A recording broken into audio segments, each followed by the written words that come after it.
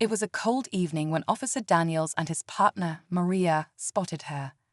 She was sitting alone on a park bench, head down, arms wrapped around herself as if she were trying to disappear. Her clothes were worn, her eyes distant, and the weight of the world seemed to rest on her shoulders. Something about her made them stop. Maybe it was the way she avoided eye contact, or how she flinched when a car passed too close. Whatever it was, they knew this wasn't just another routine patrol. As they approached, she stiffened. "Ma'am, are you okay?" Daniels asked gently. No answer, just silence and a slow shake of the head. Maria crouched beside her, lowering her voice. "We're not here to bother you. Just want to make sure you're safe." The woman hesitated, glancing at them for the first time. Her eyes were tired, filled with something deeper than exhaustion. In that moment, the officers realized they weren't just looking at someone having a bad day. This was someone in crisis, someone on the edge, someone who had been carrying her pain alone for far too long. They didn't know her name, they didn't know her story, but they knew one thing: tonight, she wouldn't be left alone to fight this battle. What happened next was something no one could have expected. The woman hesitated before speaking, her voice barely above a whisper. "I don't know where to go," she said, her hands gripping the sleeves of her worn-out jacket. Maria and Daniels exchanged a glance. They had both seen situations like this before, people slipping through the cracks, struggling in silence, hoping someone would notice. But this felt different. Daniels knelt down beside her. "Can we call someone for you? Family? A friend?" The woman shook her head, biting her lip as if holding back tears. "There's no one," she murmured. The way she said it, so final, so empty, made Maria's chest tighten. The officers could see it now. The weight on her shoulders wasn't just exhaustion, it was loneliness, desperation, the kind of pain that didn't just appear overnight. It had been growing for a long time. Maria sat next to her on the bench, careful not to overwhelm her. "You don't have to do this alone," she said softly. "We can figure something out together." The woman let out a shaky breath, but she didn't look up. Daniels glanced around. It was getting late. The temperature was dropping. He knew if they left now, she'd still be sitting here, lost in whatever storm was raging inside her mind. And that wasn't something he could ignore. Something about her situation didn't add up. She wasn't homeless, at least not in the way he usually seen. Her clothes, though worn, weren't ragged. She had a small purse beside her, but no luggage, no belongings. It was as if she had walked away from a life and didn't know where to go next. Maria's voice was gentle but firm. "What happened, sweetheart? How did you end up here?" For the first time, the woman met their eyes, and what she said next changed everything. The woman took a deep breath, as if deciding whether to trust them. Her fingers twisted together in her lap, and when she finally spoke, her voice was uneven. "I left," she said. "I had to." Maria and Daniels waited, giving her space. She swallowed hard, eyes darting between them, searching their faces for judgment.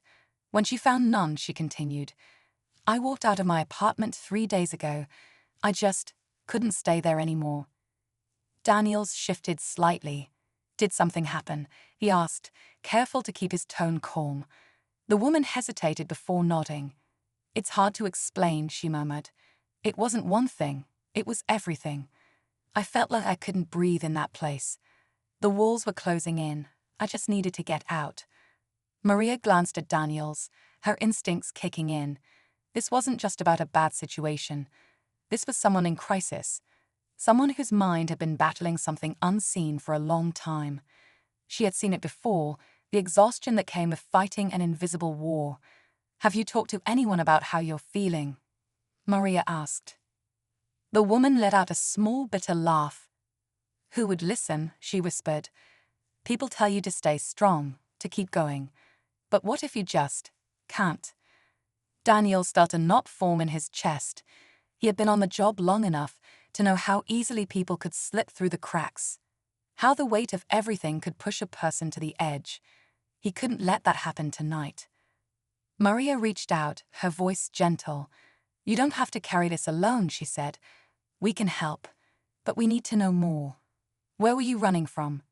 The woman's hands tightened into fists. She looked down, shaking her head. "It's not that simple," she said.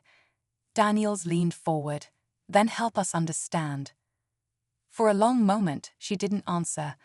But when she finally lifted her head, there was something in her eyes that made both officers go still. "There's something I haven't told you," she said, "and I don't know if I should." Maria and Daniels exchanged a glance. Whatever the woman was holding back, it was big. They could see it in the way her hands trembled, in the way she kept pulling her sleeves over her fingers, as if trying to shrink into herself. Maria softened her voice. "Whatever it is, you're safe with us." The woman exhaled sharply, looking around as if someone might be watching. "I don't even know where to start," she said. I wasn't supposed to leave." She hesitated, then shook her head. "No, that's not right. I wasn't supposed to be able to." Daniels straightened. "What do you mean?" She bit her lip. "I was being watched," she said. Controlled. Her voice dropped to barely more than a whisper. "I think they're looking for me." Maria felt a chill run down her spine. She had been expecting something heavy, but this was different. "Who's looking for you?" she asked carefully. The woman swallowed, her gaze flicking between them. "I don't know if I should say." Daniels leaned forward. "Listen, if someone is after you, we need to know. We can't help if we don't understand what's going on." The woman took a deep breath, as if gathering courage. "It started small," she said. "At first, I thought I was imagining it. My phone acting weird, things in my apartment being slightly off. Then, messages. Anonymous numbers, warnings." She closed her eyes briefly, as if pushing away the memories. "And then it got worse. I wasn't just being watched, I was being followed." Maria's heart pounded. "Did you go to the police?" The woman let out a hollow laugh. "I tried, but every time I got close to telling someone, something happened. My calls got cut off, emails disappeared. People I trusted started acting different." Her voice broke slightly, like they knew something I didn't. Daniels felt the weight of her words settle in his gut. This wasn't just about someone going through hard times. This was something else, something bigger. "Do you think you're in danger?" he asked. The woman looked up at him, and the fear in her eyes was raw. "I don't think," she said. "I know." A gust of wind rustled through the trees, and for a moment, everything was silent. Then, from somewhere in the distance, the unmistakable sound of a car engine idling. The woman's face went pale. "They found me." Daniel's hand instinctively moved toward his radio, his pulse quickening. Maria stayed close to the woman, her eyes scanning the darkened street. The car remained still, its engine humming low, the headlights off. It wasn't just a passing vehicle, it was watching, waiting. The woman gripped Maria's arm, her fingers ice cold. "I told you," she whispered. "I shouldn't have stopped here. I shouldn't have talked to you." Maria tightened her hold on her. "You don't have to run," she said. "We're right here." The woman shook her head, panic rising in her voice. "You don't understand. If they see me with cops, it's only going to get worse." Daniels kept his voice even, but his instincts were screaming. "Who are they?" The woman hesitated again, then exhaled sharply. "I worked for them," she said, her voice trembling. "Not directly. It was just a job. Data entry, finance stuff. At first, I didn't think anything of it. But then things didn't add up. Numbers being changed, transactions disappearing. I started asking questions." Maria's stomach twisted. "And that's when they came after you?" The woman nodded. "They didn't want me to quit. They wanted to make sure I stayed quiet." She let out a shaky breath. "At first, I thought it was paranoia. But then my apartment got broken into.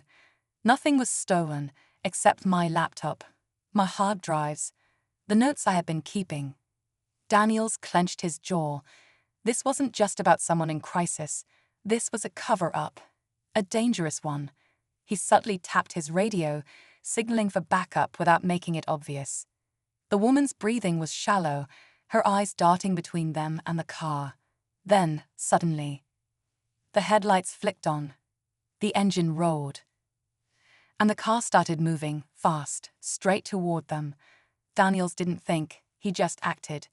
"Move," he shouted, grabbing the woman's arm and pulling her back as the car lunged forward.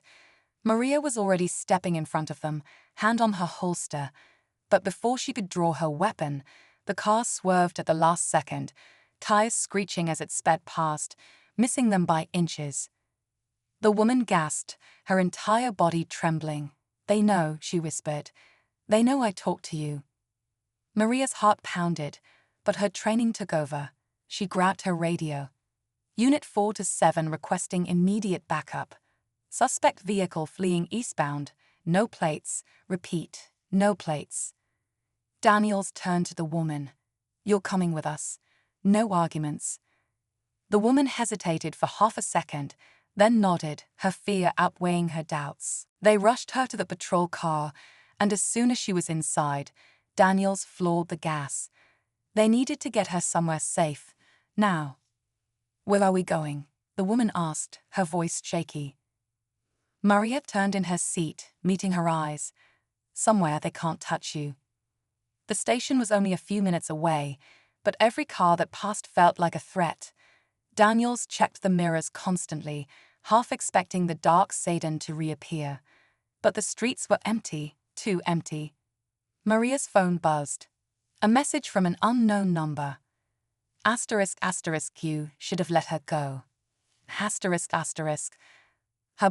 *************************************************************************************************************************************************************************************************************************************************************************** Behold, Daniels, we've got a problem. She showed him the screen. The woman let out a sharp breath. It's them. The patrol car's dashboard lit up with an incoming call. The station's number. Daniels answered. "This is Officer Daniels." A pause, then a deep, distorted voice. "**************************************************************** The call cut off. And at that moment, the station lights came into view, along with 3 unmarked black SUVs parked right outside. Daniels slowed the patrol car, his grip tightening on the wheel. Maria stayed still, watching the SUVs, her mind racing. This wasn't normal. They had called for backup. So who were these people? The woman's breath hitched. "This is bad," she murmured. Daniels pulled up just short of the station entrance. "Stay in the car," he ordered, then stepped out, his badge visible, his posture firm. Maria followed, her eyes scanning the vehicles. The SUV doors opened. Men in dark suits stepped out, their expressions unreadable. One of them, tall, calm, too controlled, held up a hand. "Officers," he said smoothly. "We'll take it from here." Maria's gut twisted. And who exactly is we? The man smiled faintly. "Let's just say we're handling this situation at a higher level." He glanced toward the car, where the woman sat frozen in fear. "She knows things she shouldn't." Daniels stepped forward. "She's under our protection now." The man's smile didn't fade. "For how long?" he asked quietly. "Because this doesn't end here. And you know that." Silence stretched between them. Daniels knew the kind of power these people had, the kind that made things disappear. Maria turned back to the patrol car, her decision made. She opened the door. "Come on," she said to the woman. The woman hesitated. "Where?" Daniels spoke low. "Somewhere they won't expect." She took his hand and stepped out. The men in suits didn't move, just watched as the 3 of them walked toward the station. Maria didn't look back. She didn't need to. She knew this wasn't over. But for tonight, they had made a choice. To stand on the side of the truth, no matter the cost.